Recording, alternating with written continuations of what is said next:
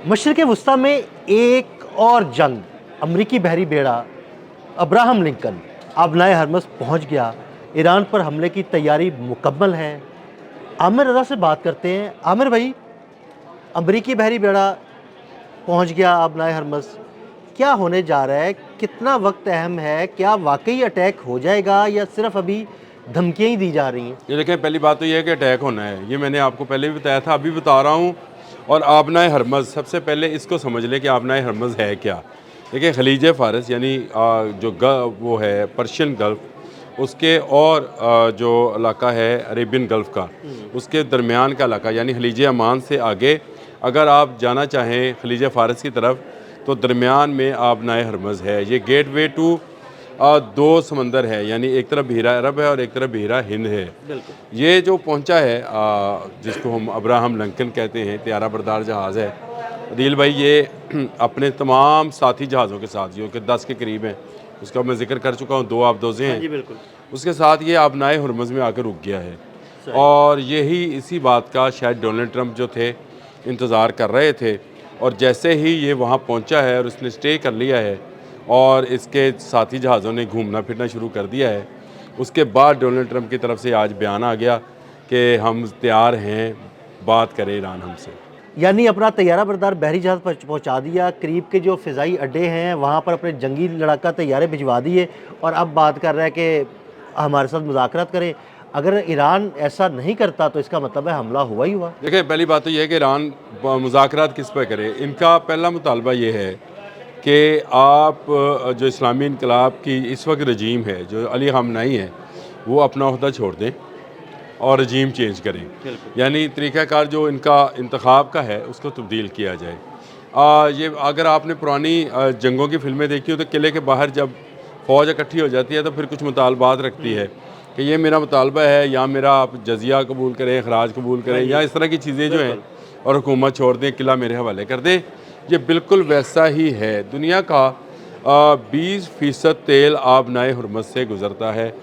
मैंने, आपको याद होगा, मैंने शुरू में कहा था कि इस जहाज़ को लाकर खड़ा किया जाएगा और उसके बाद अरब जो ममालिक जो तेल बेचते हैं उस पर इसको भी टैक्स दिया जी करेंगे। बिल्कुल बिल्कुल, ये बिल्कुल आपने बात मैंने की कि आपको ये वहाँ बताया पे था। खड़ा हो जाएगा और जो तेल बरदार बहरी जहाज़ वहाँ से गुजरेगा वो इसको भत्ता देगा तो गुजरेगा। दूसरी बात यह है कि अमेरिका ने इसको इंटरनेशनल पानियों के अंदर खड़ा किया है, यानी ये किसी मुल्क की हदूद का पानी नहीं है। बिल्कुल। एक ऐसी जगह पे खड़ा किया है जहाँ से उसका जो F-35S है, वो जो है वो फ्लाई कर सकता है, और फ्लाई करके ईरान तक बिना रुके, बग़ैर किसी उसको ऑयल चार्जिंग के, यानी रिफ्यूलिंग की उसको जरूरत कोई नहीं उसकी पड़ेगी ज़रूरत फिज़ा नहीं, में। वो सीधा का सीधा जो है ईरान पर हमलावर हो सकता है। अटैक करेगा और वापस दोबारा आके यहाँ पे उतर जाएगा। 2 मिसाइल ईरान के ऐसे हैं जिससे ये दूर खड़ा हुआ है, एक नूर एक कादर। वो एक अलग स्टोरी है कि नूर और कादर अगर नहीं है तो फिर कौन सा मिसाइल है जो यहाँ तक पहुँच सकता है। वो है। तो इस तरह से वो पूरी तरह से इस वक्त ईरान को जो है हसार में ले लिया गया है। मुख्तलिफ़ जगहों से, एक तरफ इराक है, उसकी ज़मीन है, उर्दन में मैंने आपको बताया था, मैंने आपको बताया था ईगल जो था, F-15 ईगल जो था, वो लगाया गया है। उसके बाद समंदर के अंदर ये आबदोज़ें और ये जहाज़ जो है त्यारा बरदार जहाज़ ये मौजूद है, और इसकी मौजूदगी में अब ईरान से कहा गया है कि अब आओ हमसे मुज़ाकरात करो, यानी अब आओ आप और बताओ कि किला कब खाली करोगे। आमिर भाई, ये वही बात हो गई कि चंद दिन खामोश रहे, पेंतरा बदला, जाल बदला, शिकार वही है।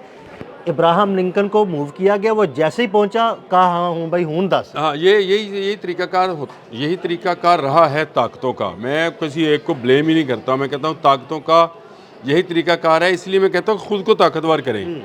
ये नहीं हो सकता कि अगर आप कमज़ोर हैं तो आप इस जहान में ज़िंदा रह जाएँ। माइट इज़ राइट का कानून जो है अमेरिका ने लागू कर दिया है तमाम ममालिक के लिए। उसने ये ऐलान कर दिया है कि जो ताकतवर वो रहेगा। वेनेज़ुएला वाला वाक़या तो इस बात का मैं समझता हूँ कि आगाज़ था, बिल्कुल। और उसके बाद से दुनिया अब माइट इज़ राइट के पीछे होगी। अगर आपकी फ़ौज ताकतवर है तो आप दुनिया में रह सकते हैं, अगर आपकी फ़ौज ताकतवर नहीं है तो फिर आपको किसी दूसरे मुल्क के ज़ेर निगी रहना होगा। जिस तरह से वेनेज़ुएला अब रहेगा, क्योंकि वहाँ पे तमाम कंपनी से कह दिया गया कि थैंक यू वेरी मच, अब अमेरिकन कंपनीज आएंगी, वो तेल निकालेंगी। इसी तरह से अब आप ये समझें कि हमारे जो खलीजी ममालिक हैं उनके लिए भी सबसे बड़ा यही मसला होगा کہ ان کا تیل آبنۂ حرمت سے جب گزرے گا تو وہ ٹیکس دے کے گزرے گا، کیونکہ ایران کے اوپر حملہ ہونا یا نہیں ہونا، ایران تو اس وقت پورے گھیرے میں ہے۔ ایران اس گھیرے سے کیسے نکل سکتا ہے، اس کا بھی جواب تو موجود ہے، لیکن وہ میں بتاؤں گا آپ کو ویلاگ کسی میں کہ اس کا جواب کیا ہے اور کیوں جو ہے ایران جو ہے وہ ابھی تک آنکھ دکھا رہا ہے امریکہ کے سامنے۔ اللہ نہ کرے وہ جھکے گا نہیں اور آخری دم تک لڑے گا۔ اور یہ کوئی طیارہ بردار جہاز ہے یا طیارے ہیں یا جہاز ہیں، دیکھیں دنیا میں کوئی ایسی ٹیکنالوجی نہیں ہے جس کی اینٹی ٹیکنالوجی موجود ہے، یعنی دنیا میں کوئی مرض ایسا نہیں ہے جس کا علاج موجود نہیں ہے، یاد رکھیں یہ بات۔ اور یہ جو مرض اس وقت لاحق ہے امریکہ کو ڈونلڈ ٹرمپ کی صورت میں کہ وہ دنیا پر قبضہ کرنا چاہتا ہے، دنیا کے وسائل پر قبضہ کرنا چاہتا ہے۔ مزے کی بات ہے وہ گورنمنٹ ہٹانا چاہتا ہے، ملک پہ قبضہ نہیں کرنا چاہتا۔ اس کا مطلب یہ ہے کہ وہ دجال کے اسی نظریے پہ جا رہا ہے کہ دجال تمام وسائل پر قابض ہوگا، وہ کہے گا تو زمین جو ہے گندم دے گی، وہ کہے گا تو زمین سے تیل نکلے گا، وہ کہے گا۔ یہ سارا دجالی سسٹم ہے، اس پر کسی دن اگر اسلامک پوائنٹ آف ویو سے ہم بات کریں گے تو میں پھر بتاؤں گا کہ یہ ہم آج ہی اس پہ بات کریں، دجال کے اوپر بات کریں، دجال کے اوپر بات کر لیتے ہیں اگر آپ کہتے ہیں تو۔ لیکن یہ دجال کا جو سسٹم ہے وہ کیا ہے، دجال اصل میں کیا ہے، کیا ایک شخص ہے، اور کیوں ڈالر کے پیچھے جو ہے ایک آنکھ بنائی گئی ہے اور کیوں پیرامڈ بنایا گیا ہے، یہ ساری چیزیں جو ہیں لوگوں کو پتہ بھی ہونی چاہیے، اس پر کرنا بھی چاہیے۔ لیکن دجالی سسٹم کا یہ معاملہ جو ہے کہ دنیا کے وسائل پر قبضہ کرنا، ایک طرف بحر اوقیانوس پہ بیٹھ گئے وینزویلا کی صورت میں، اس طرح وہ آ کر آبنۂ حرمز میں بیٹھ گئے اور اس طرح سے وہ اس طرح کا تیل بھی کنٹرول کریں گے۔